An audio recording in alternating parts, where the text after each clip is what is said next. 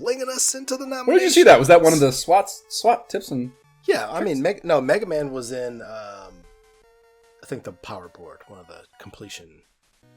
Somebody completed Mega Man. Oh, okay, copy. So I was like, okay, done.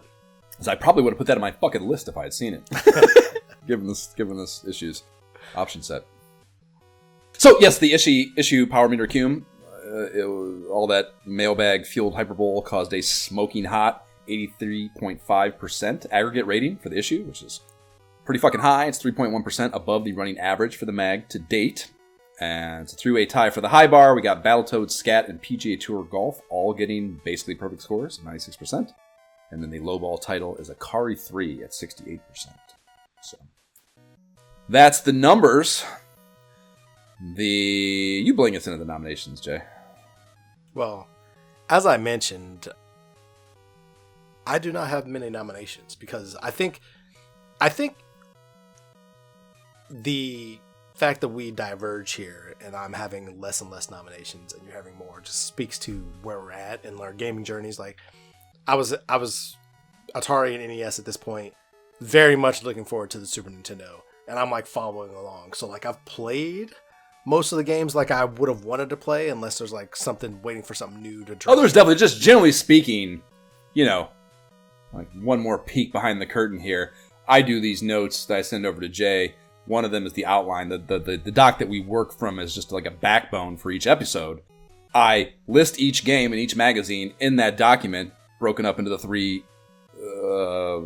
sections of the podcast, but three segments of the pod that are talking about the mag pages, right? And I always bold the new titles, at least in my memory / perception, for games that are brand new for the first time they're Game App eligible, right? And I mean, this issue has 3, out of God knows how many games, probably exactly 40 maybe. And that is a very low number comparative. So yeah, just generally speaking, because they've all went monthly now Sega's not quite there, but close. And yeah, there's just fewer games that are new every issue. So we're always kind of retreading. And if you're not excited, generally speaking, about where we're at and those potential retreads, yeah, there's just not a lot to talk about. So it's actually how things felt back then, when you're kind of like, all right, what's like when you're really looking forward to the Super Nintendo and Super Mario 4 / Super Mario World coming out in the fall, or you know what I mean? You're like, I'm happy, I'm playing my games, happy to like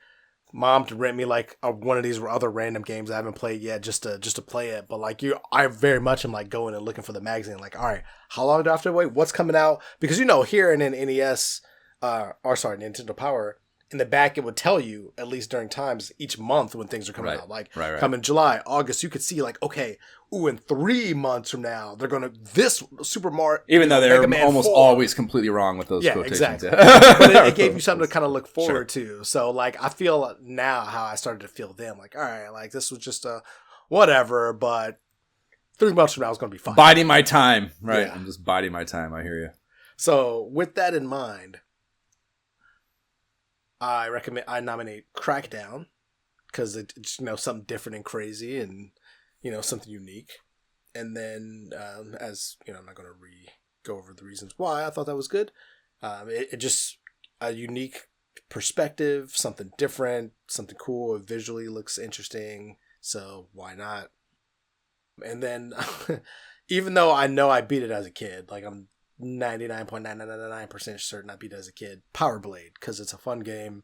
Like, I visually remember that freaking boomerang being like an awesome thing, and it might be fun to just play again. So I purposefully didn't really play that one this time, but like every other game that was in this episode, I played again just to kind of remind myself, like, what, like, there's got to be something I'm missing that like is good here. And so that's kind of what I came up with was those two. Just those two. Okay. Yeah. Power Blade was the one. I had 5. I pared it down to 4. Power Blade was the one that I, again, took like off. Very beginning of the episode, and I was just like, okay, that's a fail-safe option. I'm fine with that if that's all we have. And when I got down to it, trying to constrict this, that was the one I did take out. So I got Battletoads. I got Scat. Those are my NES options. The latter being Ninja options, the Shadow variety, but with guns, like we talked about. Right. That's the appealing aspect of that. And then on the Genesis side, I have PGA Tour Golf And then, yes, Shadow Dancer. More ninja options, but of the canine variety. That's the one with you have the dog as like your deployment tool. Scat, I don't know, man. Like, I don't know how I feel about that one. Like, I played it, and like the whole like your secondary weapon, you got to change whether you're shooting it forward or backward. Like, I don't know. It felt. I'm not saying like it's bad or that it would be bad. I don't know. I kept dying. Maybe it just takes time for me to like actually read the manual and kind of get used to it. I don't know. And the argument against it, from my perspective, would be that it is just Shadow the Ninja with guns. I don't want to do that again. Right, exactly. We did that episode, so I can hear the argument against it and just not being excited about it. I can hear that for sure. So yeah, I didn't even consider that. Yeah. Of the three, it's probably the most filler. So I hear that for sure. Battletoads, again, that's not going away. It's a great title. It's just so hard, man. I just know what we're signing up for, and like right. I would have to kind of be okay. Like what level would I be okay falling off? Would I be okay just like game gening and just trying each level and spit it, like give myself a time limit? You know what I mean? Like I don't know that I could put myself through the same process knowing that I just kind of did a little bit and how that felt. You know.